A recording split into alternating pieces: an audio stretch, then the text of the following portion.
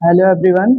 आज का जो हमारा वीडियो है व्याकरण के जो भेद हमें एक वीडियो में मैंने बताया था आपको कि व्याकरण कितने प्रकार से काम करता है। तो पहला उसमें था कि वर्ण विचार, फिर दूसरा था शब्द विचार, तीसरा पद विचार और चौथा आपका था वाक्य विचार। ठीक है। तो उसमें आपने देखा कि वर्ण विचार जो पहला होता है कि वर्ण विचार में हम सीखते हैं कि वर्ण क्या क्या होते हैं, इसके प्रकार कितने होते हैं।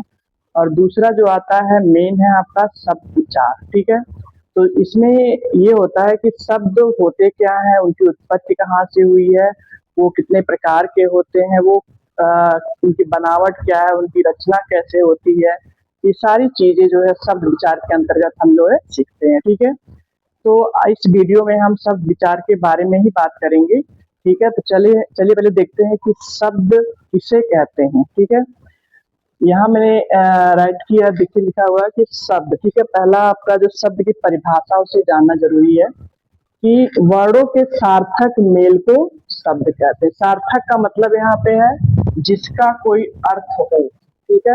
यानी ऐसे शब्द को हम शब्द कहेंगे, ऐसे वर्णों के मेल को हम शब्द कहेंगे जिसका कोई मीनिंग निकलता हो, जिसका कोई अर्थ निकलता हो। ठीक है। जैसे मान लिया किताब है, ठीक है, रेलगाड़ी है, ठीक है, कमल है। तो ऐसे शब्द जो है वो कुछ न कुछ अर्थ लेकर चलते हैं, इसीलिए हम इसको शब्द कहते हैं। उसके बाद देखते हैं कि शब्द और पद। ये बार बार आता है क्वेश्चन कि शब्द और पद, कंफ्यूजन होता है, होते क्या है। तो पहला तो शब्द जो होते हैं वो हमेशा क्या होते हैं, स्वतंत्र होते हैं। जो हमारा शब्दकोश है, हिंदी शब्दकोश है, किसी भी भाषा का जो शब्दकोश होता है उसमें केवल शब्द ही लिखे होते हैं, शब्द भी उसमें बताए जाते हैं। तो जब कोई शब्द वाक्य में प्रयोग नहीं होता है तब वह शब्द कहलाता है। ठीक है। और जब वह वाक्य में प्रयोग हो जाते हैं तब वह क्या कहलाने लगते हैं, पद कहलाने लगते हैं। क्योंकि तब सभी व्याकरणिक नियम उन शब्दों पर लगना चालू हो जाते हैं। ठीक है।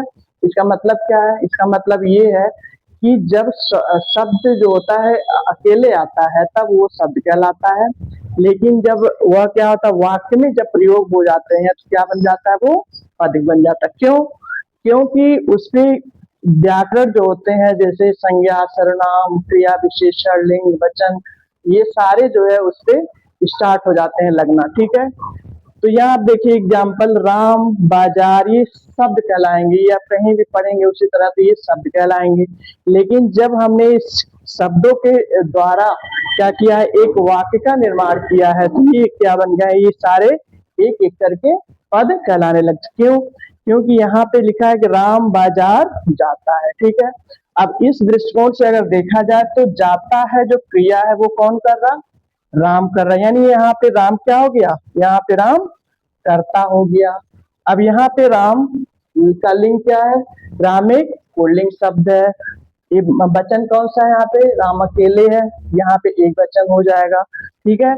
इस तरह से आप देख सकते हैं कि इन जो सेंटेंस हमने बनाया है, जो वाक्य हमने बनाया है, उसमें राम जो है क्या हो गया, ये एक व्याकरण जो नियम इस पे लगना चालू हो गए हैं। इसलिए जब वाक्य में आ गया ये सारे शब्द तो ये पद कहलाने लग गए हैं। ठीक है। अब आगे देखते हैं कि शब्दों के भेद कितने प्रकार के होते हैं। चलिए, अभी हमने शब्द की परिभाषा देखी, शब्द और पद हमने पढ़ा। ठीक है।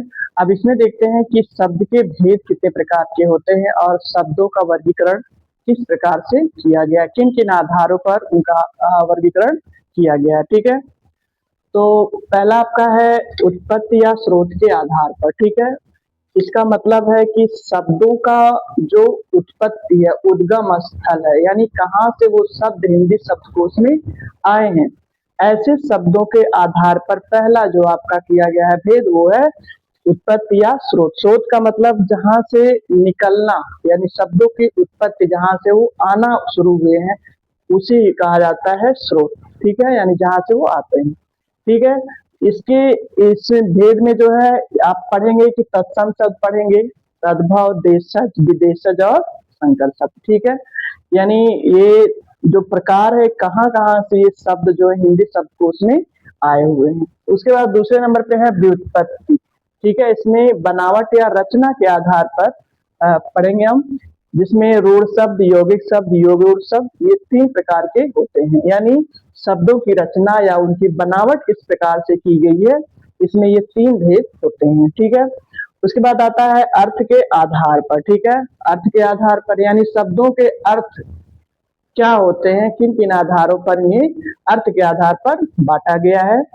जैसे एकार्थी शब्द हो गए, ठीक है, यानी जिनके एक ही अर्थ होते हैं। अनेकार्थी ऐसे शब्द कुछ होते हैं जिनके अनेक अर्थ होते हैं। पर्यायवाची शब्द जिनके समान अर्थ होते हैं। विलोम शब्द जो उल्टे अर्थ देते हैं। श्रुतसम भिन्नार्थक जो सुनने में तो एक जैसे लगते हैं लेकिन वो बिल्कुल अलग अलग अर्थ देते हैं। ठीक है। उसी तरह व्याकरणिक प्रयोग के आधार पर, ये चौथा है आपका, और इसमें 2 प्रकार के होते हैं, विकारी और अविकारी। ठीक है।